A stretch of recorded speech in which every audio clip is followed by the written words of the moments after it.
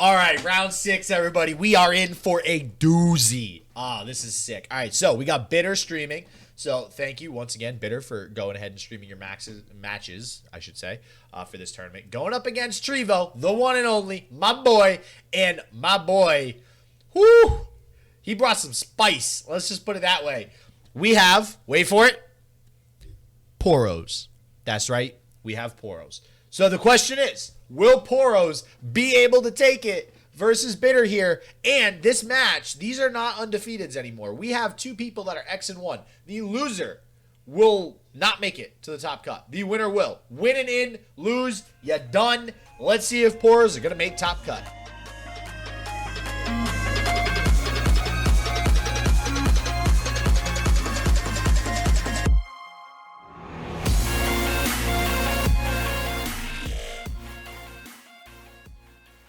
So we'll see what ends up getting banned here.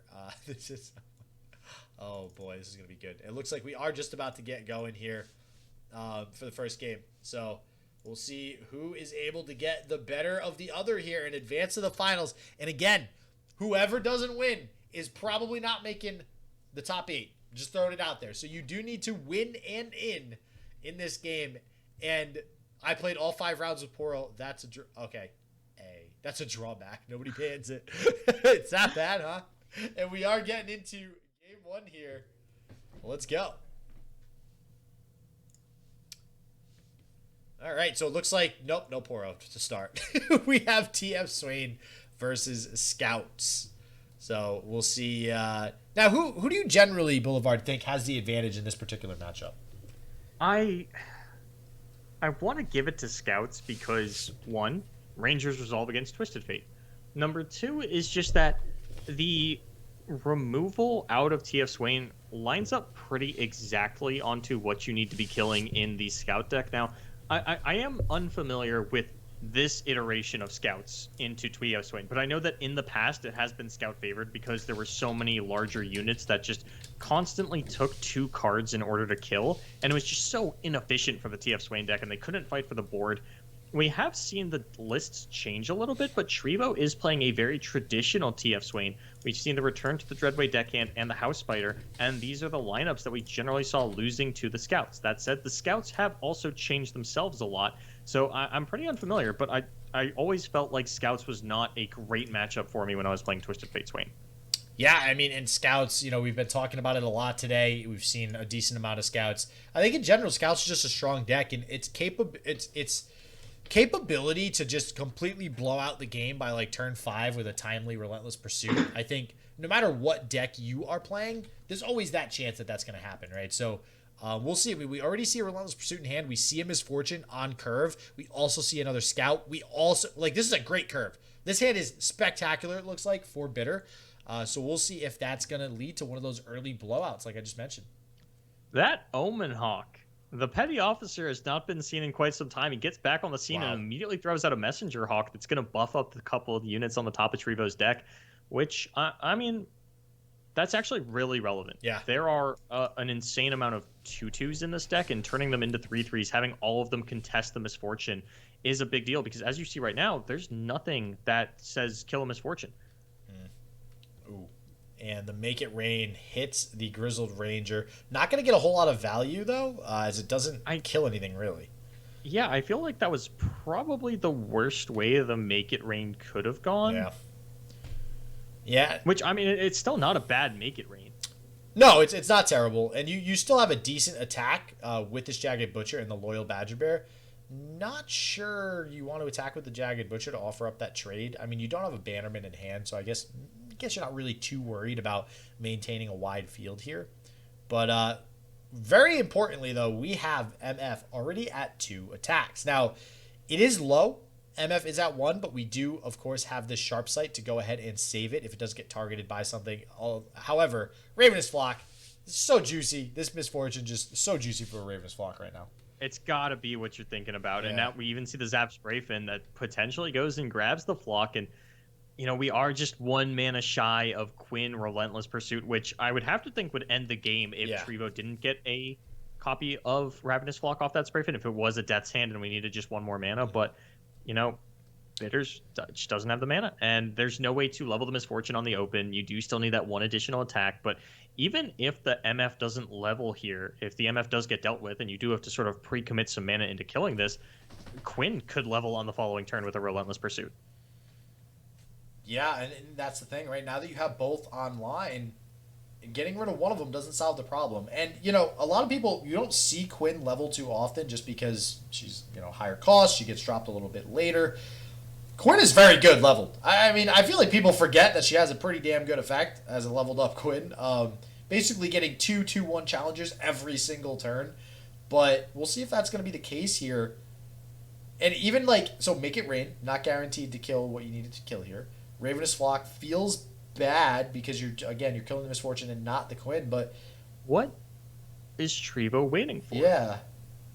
You have to kill the Misfortune right now because otherwise Bitter just goes to combat again and she levels. But there's no slow speed kill spell in this deck other than Twisted Fate, so I'm a little curious as to why we didn't kill the MF in combat, and then we can either pass priority when it comes back to us, or we could play a unit here to develop another blocker.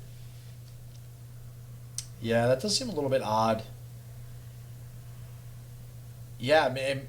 Wow. And so Trivo has a lot of mana too. I mean, we're on 8 mana. We probably have a lot of options. Arachnoid set. Oh, there's the flock.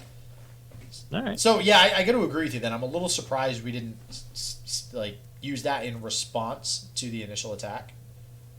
So we could summon a unit like an Arachnoid Sentry, maybe even. I don't know, but I do think that the killing of the Misfortune though does mean that Bitter, you know, potentially wants to go for a little bit more development. Mm-hmm. He does have a lot of units that he can play out, and while you've got an okay board here, it's not actually pushing through any damage.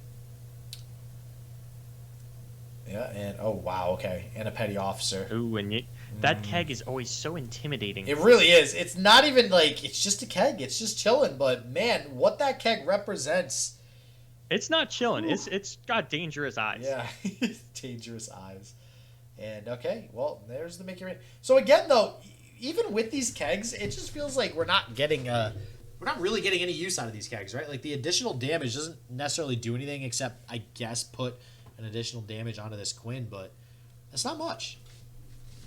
And we do get to continue to develop on the side of Bitter. He's going to be able to get down another Fleet Feather as well as this Laurent Protege. And Quinn is still on track to level next turn. You kind of need to save the Sharp Sight for her in that regard, though, as she is the only scout that you have remaining. Mm-hmm. So she is going to have to go in for the scout attack and survive and then be able to go in for the remaining attack. But Trivo's kind of running out of cards. And this is the experience that I constantly had playing Twisted Fate Swain against scouts in some of the older metas, was just it took multiple cards to get things done. And eventually I start to run out. And while I do have good top decks from turn 8 onwards, I don't have any of those immediately. If Bitter can get something like another Quinn into a Genevieve developed, it's basically game over. It was really just that Quinn representing a +1 on summon was one of the biggest difference makers. Yeah, I don't know. Do you ever attack with the Quinn there, knowing that you have the Sharp Sight, or do you save the Sharp Sight for in response to something? Save it if you can. Yeah.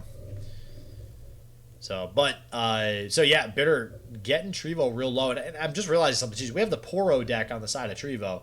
We also have the Mistwraith deck on the side of Bitter that we could potentially see. So I don't know what got banned there, but exciting stuff. So we're using the Sharp Sight to heal the Quinn to full to dodge the kill a damaged unit abilities. See, so I would have... okay, never mind. So that's why he didn't attack them with the Quinn. So, yeah. I mean... Yeah. But you still... If you're going to level the Quinn, at least this turn, you have to start off by attacking with the Quinn. So I think we are just going to see either Genevieve come down or nothing. We're just going to see a total pass out of Bitter, who will then go for Genevieve and Relentless on the following turn with the leveled Quinn. Yeah, I think... I don't... I'm not in love with this. And yeah, Trivo just drawing a lot of nothing cards, has a lot of survivability, but at the end of the day, he's not really garnishing any advantage out of these House Fighters. Yeah, okay, another Sharp Side too. So this has got to be game. This just feels too easy of a... I guess if there's some sort of damage into a Riptide, if we can damage Nexus into Riptide, we are on turn 8. I think that is a way that Trivo gets back into this game, so I'm curious to see if that's a route he takes. It's a way that Trivo gets back into the game, assuming Riptide Rex is feeling generous. Well, yeah. Riptide feels like getting back into the game. It's really about what Riptide wants here, not what Trivo wants. Yeah, you got to ask yourself, what would Riptide Rex do? Would he fire all of his shots onto one unit, or would he spread out the love a little bit? And let's see, what do we got? And the other thing is too, like, what do you have that damages? It needs to be a Death's Hand basically for it to guarantee. Okay, Noxie and Fervor. All right, no, so there's no Riptide in hand if that's the case, and this is a game. Yeah. Yeah. Now, even if there is some kind of follow-up spell to kill the Quinn, Oh, it's wow. just that's so many cards thrown away, and now we're going to be able to go in for 8 damage and then Relentless Pursuit for the win, unless that is something out of Trivo, unless that last card is something that can kill this Genevieve, in which case you live at 1 HP Scorched and Earth. have no cards. But yeah, it's not going to be the case. Relentless Pursuit going to come out, and that is going to be Bitter LOR picking up game number 1. Oh, wow. Yeah, that's unfortunate. And all right, so we're going to go to game 2 here. We'll see what was banned out on the side of Bitter. Please, Trivo. Please, I really hope you didn't ban the miss rates. I want to see go get it rates in this tournament. Please, please, please. Did you really think that coming into today, it's like, what is the winning in going to look like? And it's like, oh yeah, well, it's go get it missed rates versus Poros. No, that would have been great. Unfortunately, it was banned. Jesus. And, oh, man, Trivo, if Trivo doesn't win and we don't see this Poro deck, I am going to be a very, very angered caster, okay? Not cool. You do seem a little upset there, SJW. I'm a little mad. I'm not going to... If we got here, we're in the promised land. We're at round 6. It's the last round of the day for Swiss. We need to be rewarded with some sweet Poro action. This needs to happen. Honestly, this is a pretty... I can't tell if this hand is good or not on the side of Bitter. A lot of units, so we can definitely go the aggressive route here. Whirling Death helps, I think, a little bit for some utility purposes. But, yeah, I don't know. This is going to be interesting. I do think TF Swain, especially a deck like this, does have the capabilities of, dealing with Draven Darius. So we'll see how it goes. Already pushing through a little bit of damage. Look like thinking about, I don't think you block with the... I guess we're going to block with the Precious Pet here. You're the one that I look to you in terms of aggro decks playing on defense and when that is the optimal strategy and when we need to just be aggressively pushing through with things like the Precious Pet. I guess the concern is, okay, it's probably going to die to something like a Make It Rain, so let's get some value now while we can. You could argue one way or the other. Obviously Trivo, if you let that attack through, had no fearsome blockers, so there's that, but... I don't know. Maybe it was the right play. I imagine Trivo probably has some sort of removal for a 1 health unit. And now, getting this Ballista down as well on this turn. Going into now not really having a good House Spider blocker due to trading that Precious Pet off might actually be able to push a little bit more damage. And never mind. I take it back. There is another. They just keep replicating on the field. There's another House Spider. That's what house spiders do. You see a spider in your house, you go, oh my god, you kill it, and all of a sudden there's 3 more heads. It's like a Hydra. It's like a real mythical creature. And this is great for the curve for Bitter here. We're going to be able to Precious Pet right into Crescent Guardian. Lots of overwhelm damage. This is going to shut down the... Okay, actually, no. This makes sense. That way we can trade the Arachnoid Sentry out of the Ballista. But now it's probably going to trade the Crescent Guardian. It looks like we're not going to... We're going to actually trade this first so we can get the Crescent Guardian down. I would assume that if we're going for the attack here, we're planning to Whirling Death the blocker if it is that Arachnoid Sentry and just push through the damage. But I don't know. Is that better than Crescent Guardian? That's tough. It's so I personally haven't played this particular aggro deck a lot. But what I will say is, generally speaking, it's always good to go for the most damage possible. With that said, our opponent has 3 mana, so something like a Noxie and Fervor blows us out here. So this, unfortunately, is very, very bad for Bitter. Having that 3 mana still. Love the emote game from Trivo, by the way. Love that. I think I just love that Aurelian Soul emote in general. But, oh, yeah. And now Swain coming down for Trivo. I think, honestly, this is very much in Trivo's court right now. I think he has a very good shot of basically mitigating any damage that comes to him for the rest of the game outside of these 2 Decimates. But at the same token, might just be able to close out the game before these Decimates even really come in handy, being able to put Trivo at an executionable spot. And as cool as it is that these Decimates are uninteractable ways for Trivo to level the Darius, B1tter doesn't have the Darius just yet, and I'm gonna be a little sad if we got to follow B1tter for a couple of matches and we never saw the Darius apprehend combo come in, or even just watch an apprehend sit dead in hand. And triple decimate does mean that we're just 4 points of damage off lethal. It's going to take a little bit of time to get something like that done, but if these attacks are or if these blocks rather are locked in here, then we have lethal over the course of the next couple of turns, assuming that we just don't get our back blown out by Trivo here on the following turn. Which, I mean, 13 damage isn't necessarily unreasonable for Twisted Fate Swain to push through, but it does feel like a bit of a tall task. Yeah, there's the first decimate. I mean, wow. So drawing, I guess. Listen, you draw 3 decimates. That's just good, right? Like, when was the last time that you saw a homemade Captain Farron of just I drew 3 decimate? Like, you're running out of cards on the side of B1tter, but on the same token, yeah, okay. So Trivo, I think, understands now that I need to just attack, because if I don't win the game before B1tter does, I lose. Is how that works. That sounded way better in my head before I said it. There are so many caster moments where you say something and it's like it's the equivalent of people die when they are killed. It's like, yes, thank you, caster man. That was an astute observation you made. I'm so glad that you said that. I wouldn't have been able to figure that out otherwise. This is why we get paid the big bucks. You're getting paid for this? No, I wish. Yeah, and that okay. Trivo just, understands, you've done... when you have 9 mana and your play is decimate, you don't have any units in hand. No. I'm killing you. But what we do possibly have here, please, don't let me down, B1tter. Do we have the Poro deck for Game 3? Let's see it. I expect... So, similar to Go Get It Miss Race, we now have Darius Draven versus Poros in a on-the-cusp top 8 game.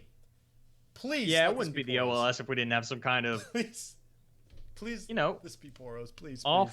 Yeah, it's got to be Poros. There's no way that you were like, yeah, I'll just take the non-Poro deck. Yes! Yeah! All right, we got it. Woo! All right. Ladies and gentlemen, we are in for a treat. Let's go. That's right. That is a bald gentleman on the deck of Trivo, and his name is Braum. Woo! Let's go. I'm hyped. Dude, I'm hyped for this. This is good. I'm not gonna lie. Did you watch the trailer for Fight Night Europe? Which was it when they had the mustache and the beard? Yeah. So Skarsgård with the Blevins beard. That's all I can think of when I look at Braum. Oh man, yeah, that's funny. So here we go, 5 damage. So is the Poro deck gonna be able to bring it back after all this aggression? I mean, I feel like, honestly, I'm not going to lie. I don't know a jack squat about this Poro deck. I couldn't tell you it's good matchups or it's bad matchups. What I can tell you is from the looks of it and how wide the field already is from B1tter. Actually, there's kindly Cavern Keepers in here. Never mind. I take it all back. It's going to play similarly to discard aggro in this very wide strategy, and then instead of buffing it up with things like Vision and Arena Battlecaster, you're going to be looking towards Poro snacks. And let me check this. Yeah, there are Poro snacks in the main. 3. I always check for that, but I knew that there was Aurora Borealis, and I feel like if you're running Aurora Borealis and not Poro snacks, and you're not a Lux deck, that's really weird to me. So, all right, you say play like discard aggro, but there's 3 kindly Tavern Keepers in here, so it's like, yeah, that's your Draven. I guess, but there's a big difference in that it heals you, which could be big here. Yeah, sure, this Precious Pet's gonna trade, but I mean, this heal on the Kindly Tavern, if we're able to get at least one more Kindly Tavern Keeper, I think Trivo will be in this. I'm a little surprised not to see the Pale Cascade to try and kill the Braum. Yeah, that is a little weird. Opting to, I guess, go. Yeah. And now the Take Heart. That's a punish on the side of Trivo. Yeah. Sometimes, we wanted to talk about, you can go wide and you're trying to. I have to read Porobot. Hold on. So patched Porobot. Okay, so it's just got a random keyword. Yeah. All right, it's a Frankenstein Poro. It changes. So essentially, because it's 2 mana, you want it to get something good like, elusive or something like that, and then throw it down on the field, and then it becomes actually a pretty good 2-drop. Yeah. So these makeshift Dravens on the side of Trivo, the Kindly Tavern Keeper's doing a fair amount of work here, keeping him above that threshold for the Darius to come in and threaten him. And, we talked about, you go wide, you play the Poro snacks, you get these daring Poros down. We have Poro cannons and main deck daring Poros and copies of Lonely Poro to try and get that. Instead, we get Plunder Poro, and it does not get elusive. It gets Overwhelm and Tough. The only way this was more useless was Overwhelm Regen. Well, it's tough, so it's not going to be dying soon, maybe. I'm pretty sure it's dying here. Possibly. But the Braum Take Heart is just another combo. Anytime that you can give Braum attack, he feels like a really powerful tool. Yeah. And going for an Overwhelm aggro deck like this, you should have killed the Braum while you had the chance, Batman. It's too late now. Yeah. Braum is up to a 3/8, and there is nothing that you could have that is going to be able to kill this. Yeah, that just feels really bad on the side of Bitter. Like, you had your shot, and you should have taken it. And unfortunately, that might be, that's going to be a huge punish. Because all of a sudden, there's no cards left for Bitter. It looks like we are going to go ahead and save the Ballista. So we got something going for us. And we do have more Overwhelm. So it looks like we can try to structure another big swing on an attack turn. But, yep, never mind. Yeah, I was going to say, this does critically put Trivo down below 10 HP. But no, the Troll Chant going to come out and save his HP total. So now Darius not even feeling like a great top deck. And there's not anything that's going to be able to get through this Braum, which I believe is going to level the next time it interacts with a unit. Yeah, and look at that tough Plunder Poro. See, it lived. I knew it was going to live. You had doubts, Boulevard. I did. So, all right. It's interesting, too, because Braum's Take Heart actually not main decked in here. It was, in fact, a Braum's Take Heart. I think I just automatically call that Braum's Take Heart no matter what. I want to see Poros next buff up this Plunder Poro and go for lethal with an overwhelmed 1/1. Yeah. That's what I want to see, man. Maxing out on that. We have 3 Aurora Borealis and 3 Poro snacks. The generation, the card advantage generation of this deck is insane. And, I mean, we have to play the Crescent Guardian to try and turn on this crowd favorite, but all of this is just food for the Braum that is going to level when it runs into this Crescent Guardian. Your opponent's out of cards. You know that there's nothing that they can have, and now Braum's still going to be an effective blocker for this crowd favorite on the following turn. All right, new favorite to win the tournament, PORO'S. And this is legit PORO'S because previously we have seen Lux PORO'S in PCS, I think was the last time we saw it. Yeah. Which seems like forever ago now. And this is legit. My name is Braum. I heard PORO'S. Let's play PORO'S. I like it. This is great. I'm not going to lie. There was a time, I don't remember, it was a legitimate Braum deck. Like, it was during the time that Braum was good. And I don't remember what I was running, but I do remember I played one copy of Iceborne Legacy just to buff up the constant stream of overwhelmed Poros that were going to pop out of my Braum. Seems like a good strategy. And wow, did we just passed the attack token back over. What choice did we have? Yeah, it's at this point we're just prolonging the level up from the Braum does mean that it actually has the attack to go ahead and kill these crowd favorites. This is disastrous for Bitter, who feels like he just needs to push through a little bit more damage to be able to find the win, and it's just not happening. You do not have the capabilities. Oh, Plunder Poro, what are we getting? Challenger. No, that's not bad. Quick attack. That's really good, actually. That's probably the best 2 keywords. So we had the worst 2 about, and now we got about the best 2. It's unfortunate if Bitter does lose here because Bitter was playing Go Get It Miss Race, which I do think is better than this Poro deck. It was probably banned out here in this particular matchup, but I give Bitter credit because I love this lineup. I love trying to go with Draven Darius here with his Targon Noxus aggro. Pretty cool stuff. And then Go Get It Miss Wraiths, like we were talking about earlier, definitely seems like it's one of the up-and-coming better aggro decks in the format. But for all we know, the real 10-headed up-and-coming deck is this amazing Poro deck ran by Trivo here. Very excited to see this in the top 8 now. How am I even supposed to cast with this in the top 8? Because I know you're gonna make me go watch this deck again. It doesn't matter who. We could have like Cephalopod versus Winding God in the top 8, and you'd be like, no, Boulevard. We're gonna go check out what this Poro deck is doing. No, we'll see. I mean, I'd say we have seen it once already, so we'll let him fend for himself in the top 8. And if he makes semifinals, all right, we'll see some more Poro action. So this is gonna go. Oh, this is actually. Hey, well, we killed the Braum. I mean, I don't know how much that's going to accomplish here, but I don't think this is quite enough to actually. I mean, hell, even the Plunder Poro lives here. So, oh wait, was that? Oh, sorry, this was a defensive turn. I don't know why I thought for some reason Trivo was actually attacking here. So,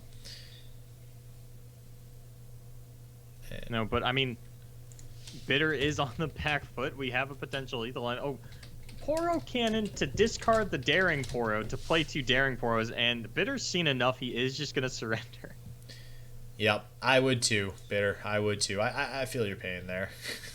But wow, all right. So Trivo, I'm pretty positive that means that Trivo will make it into the top 8 with, yes, you heard it here first, folks, Poro. We got the Poros in the top cut. What up? All right, this is what I like to see. This is the spice I like to see. And actually even more impressive because this is, usually OLS, a little bit smaller. Now it's starting to grow, getting a lot more people to enter the tournament. We had a lot of great players in the tournament. A lot of great players make top cut as well. Awesome to see Poros go ahead and do well here. So, unfortunately, I do have one little bit of bad news. I'm not sure if I'll be able to get the top 8 up for you guys because, unfortunately, this was supposed to be a one-day tournament. We were going to do the top cut all on the same day. I had made plans during the usual Sunday when we're casting day 2s, and myself and Boulevard were not able to be there for the cast for the top 8. So super unfortunate. I guess it's, bittersweet because the reason that happened is because the tournament did so well. There was more people that entered, more rounds, means we had to go to a day 2. So good stuff as far as that's concerned. Next OLS will probably just be scheduled for 2 days because, so many people are joining. And with that said, make sure you sign up for the next one. So link in the description below to the Discord for OLS. Definitely check it out. I'm sure the tournament will go live the week prior to the tournament actually starting. Right now, it's usually every other week during the off weeks of duels of Runeterra. So definitely check it out. But as always, everybody, hope you enjoy these videos. Stay healthy, stay positive. I hope shit just works for you. And peace out.